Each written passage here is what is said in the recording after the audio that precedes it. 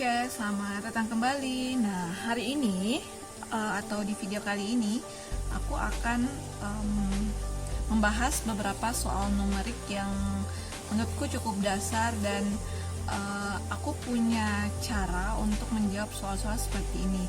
Nah, supaya mudah, kalau kalian melihat urutan bilangan seperti ini agar mudah, sebaiknya kalau misalnya ada pecahan, kalian ubah aja ke desimal untuk mempermudah menentukan yang manakah yang lebih besar dan yang lebih kecil. Nah, coba diperhatikan untuk nomor 1 ini. Nah, sekedar informasi, untuk soal TPS ini sebenarnya itu dia bukan soal yang terlalu sulit, tapi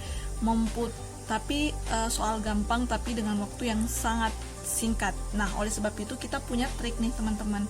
Nah, di sini kita mau urutkan bilangan di bawah ini dari yang terkecil hingga yang terbesar. Nah, coba langsung aja diperhatikan optionnya. Nah, di sini kan ada nih yang ini dengan yang ini. Nah, kita bisa langsung eliminasi. Nah, coba diperhatikan, 4/6 itu tidak lain adalah 2/3. Nah, 2/3 itu kita bisa tulis aja 0,67.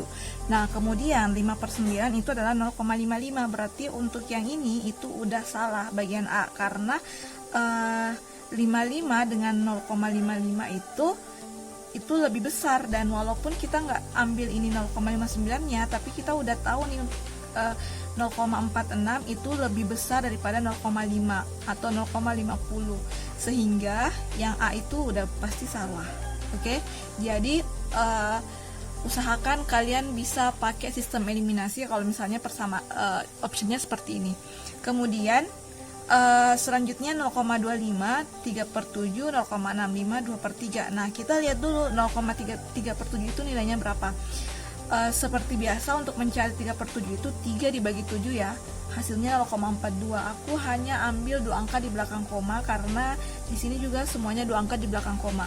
Berarti 0,25 lebih kecil daripada 0,42 udah benar, 0,42 lebih kecil lagi daripada 0,65 benar. Terus kita cari lagi nih 2/3. 2/3 kan kita nggak perlu hitung lagi, soalnya di option A tadi itu udah ada 0,67. Berarti 0,65 itu lebih kecil daripada 0,67. Makanya yang paling tepat itu jawabannya B. Kalian perlu nggak membuktikan yang C, D, E ini? Nggak perlu, karena itu udah ada jawabannya.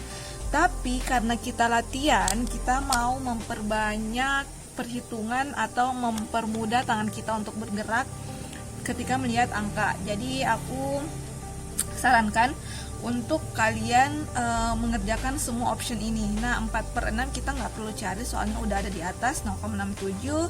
Kemudian 5/7 kita langsung aja 5 dibagi 7, seperti itu.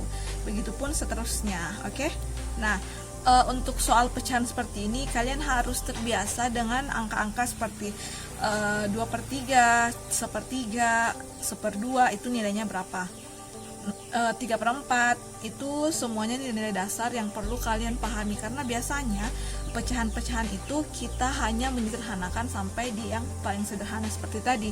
Jadi yang perlu kalian pahami ini sebenarnya ini nih, 1/3, 2/3, 1/2, ada juga 3/4. Itu nggak perlu lagi kalian bagi, tapi udah kalian tahu 2/3 itu 0,67 atau 0,666.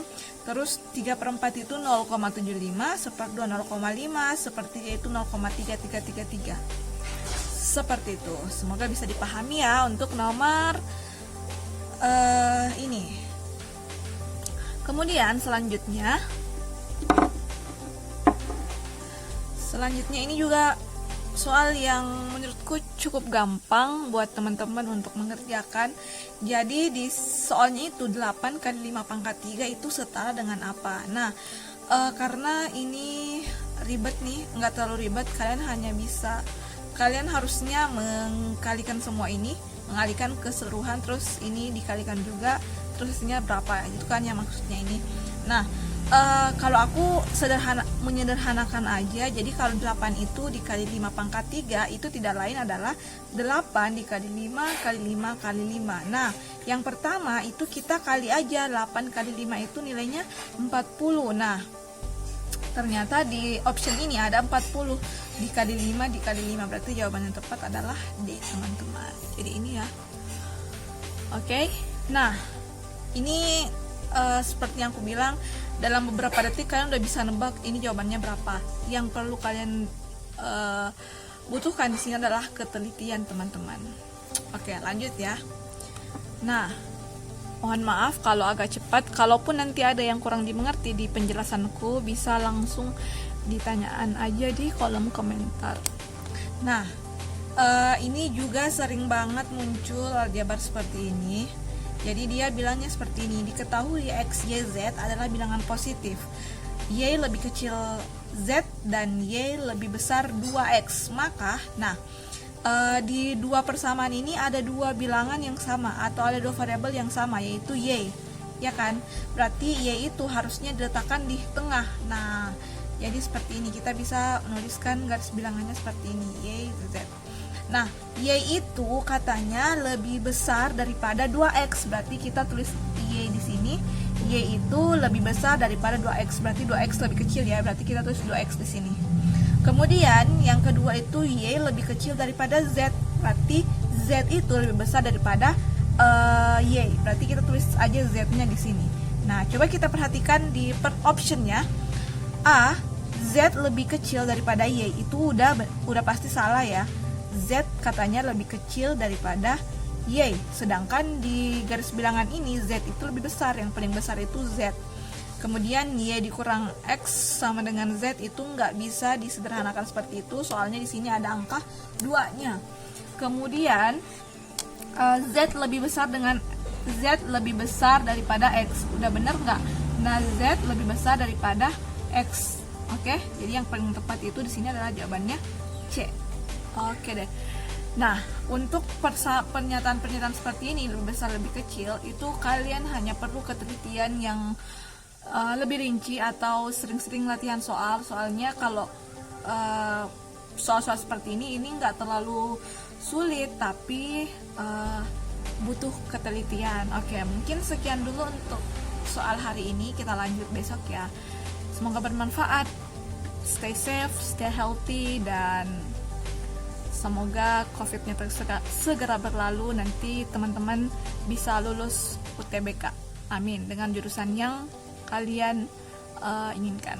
Oke, bye-bye.